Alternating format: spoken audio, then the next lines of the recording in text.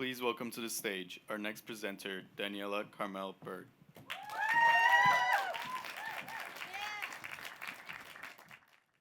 Good evening. My name is Carmel Berg. I live in New York City and I live within its bureaucracy.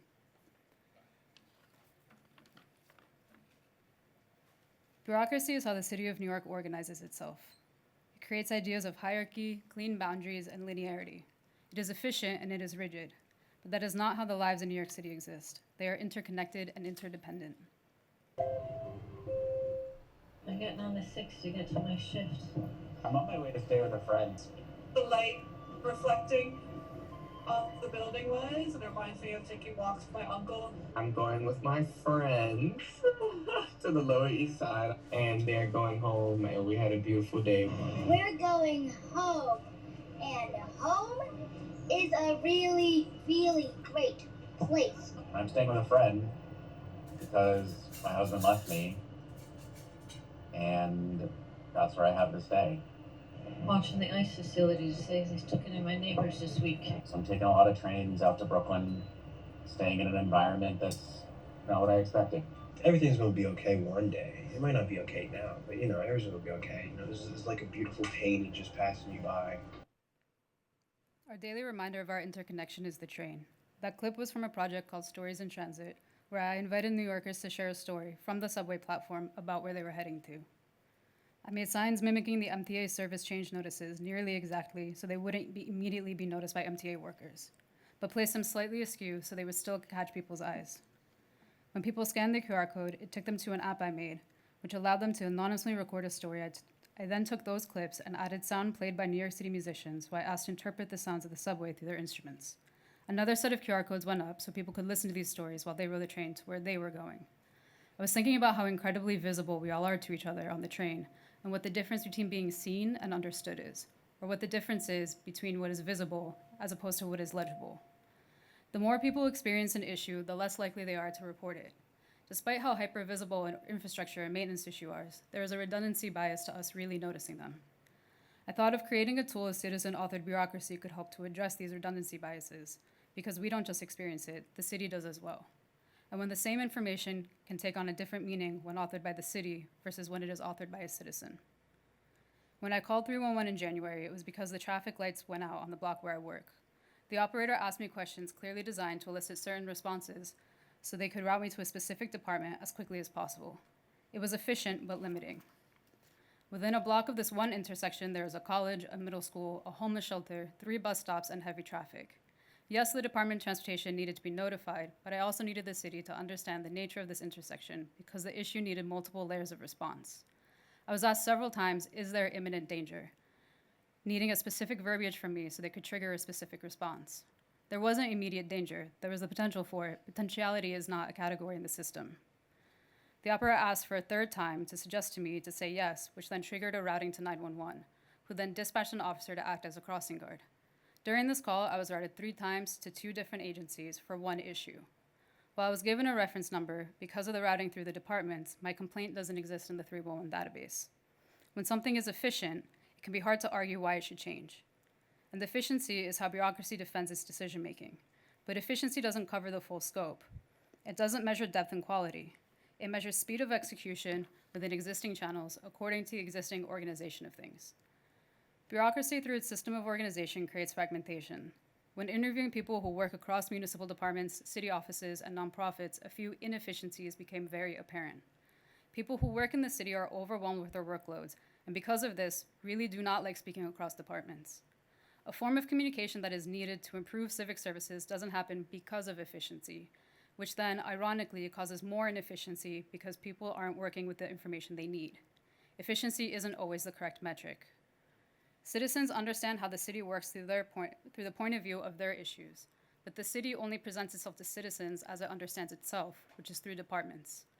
Only quantitative information, which can be simplified to one-word data points, is what's preserved in the formal information network of the city.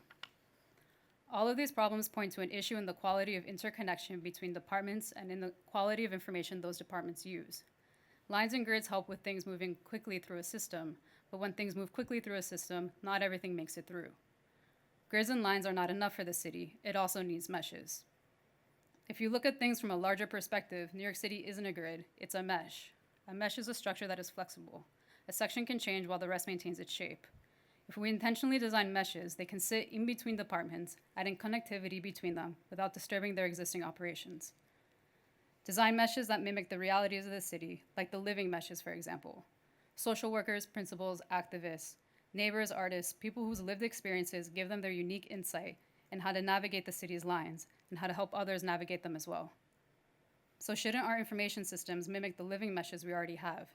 Can't civic data amount to something greater than just efficient, but still be efficient? Can it be interwoven like a mesh, relational like we are? Well, in New York City, we relate to each other by complaining. We understand the city through our issues. We need a system of information, a data set that enters the city's systems that is authored by citizens. As the city's information infrastructure exists now, we are limited to not only being able to speak to the city if we already know our issue category and what department it belongs to. But as civic data is meant to represent a lived experience and not a performance metric, then not only are these categories limiting, they remove the citizen from being a co-constituent in their civic systems, because authorship also suggests ownership. In media theory, where I came from before working in design, the concepts of authorship and medium are central. You've heard the phrases, the medium is the message, and whoever controls the media controls the mind. What they mean is whoever authors information owns the information, and whoever owns the information controls it and what it can do. In archival work, there is a principle called provenance. It is the principle that a record must maintain a traceable connection to its origin and its original author. The provenance of a work being properly preserved proves its authenticity. In a civic data context, this means that a testimony from a citizen needs to be held in the system without being rewritten by categories. This is challenging because qualitative, anecdotal information gets turned into rigid data categories so that it is queryable or searchable, so that it can be used. Citizen set could be an information intaking and processing system that can maintain the provenance of the original testimony from a citizen, but still tag it so that it can be used in the city's systems. Live highlighting to tag would allow this to be done efficiently. An operator can tag any word or phrase as either citizen data, meaning it is qualitative, or as city data, meaning it is quantitative, and will match up an existing field in New York City's existing data sets, which currently only hold quantitative city-authored data. Both quantitative and qualitative tags being created together and both being tied to the same original piece of provenance, it allows for qualitative, citizen-authored information to be pulled up alongside the existing quantitative data sets while it is being searched. Citizen set is designed to work in parallel with the existing New York City open data sets. Both information streams flow side by side into one information operating system that would be called data ground. This would lay new information infrastructure that is adaptable and flexible enough to intake things it does not yet recognize. And a ground where tools and services not yet imagined or understood as needed could be built off of, like an internal search engine for city workers that provides them with cross-departmental information authored by city and citizens.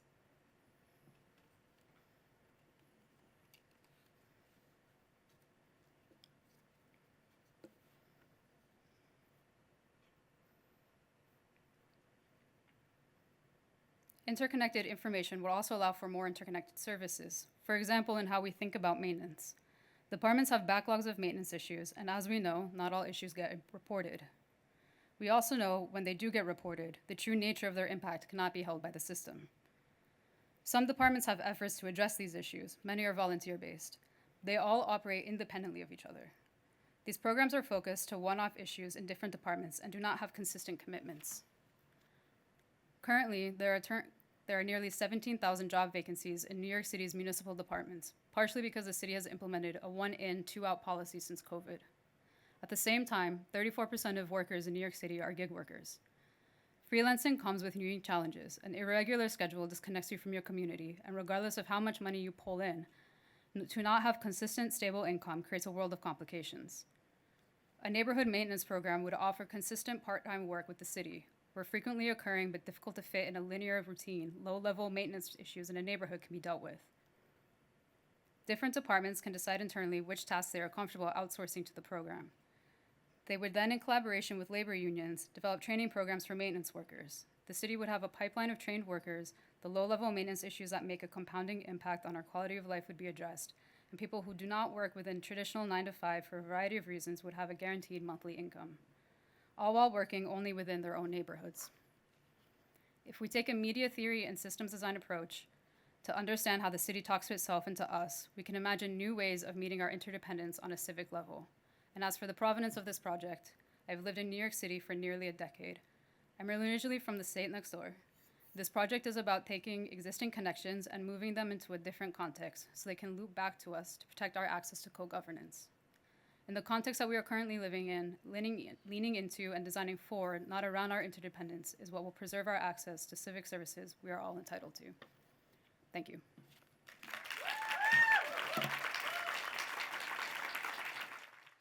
Thank you, Carmel. I love it when a good design project pays back to this wonderful town I call home.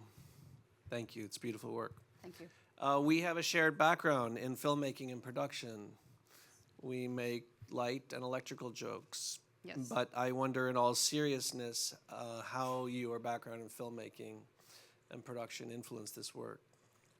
I think film sets in a lot of ways are like small cities, and they're incredibly interconnected and interdependent, and they're very efficient. And thinking about the ways in which, why efficiency works in those areas on a film set in that type of a city, as compared to how it works in our actual city, was very informative to making decisions about these projects. And in a way, the neighborhood maintenance program is based off of what PAs do on a film set. So it's the organizational structure, the mechanical systems too, and the infrastructure, not just the narrative and storytelling. Because film sets are very departmentalized, but it works in that context. So I think part of the reason why it works is because there are things like PAs and certain infrastructural designed things on a film set to help fill in those gaps and network between the departments that don't exist in bureaucracy in a civic context. Yeah, and it's real work. It's labor and division, and not everybody knows the impact of what they're doing. And so who's telling the big story? Where's the director in all this? Of this thesis? Or Yeah, I mean, or in the system of the city, do we have to see the mayor as the director, or is this a crowdsourced citizen? Well, I think I said the word co-governance in my project. So the idea is that it's a co-authored project, and citizens should be co-constituents and not an end product user of civic services. I love that. That would be a nightmare on a film set. It's not a film set, though. It's not a film set. It's real life. It's wonderful. Thank you so much. Thank you.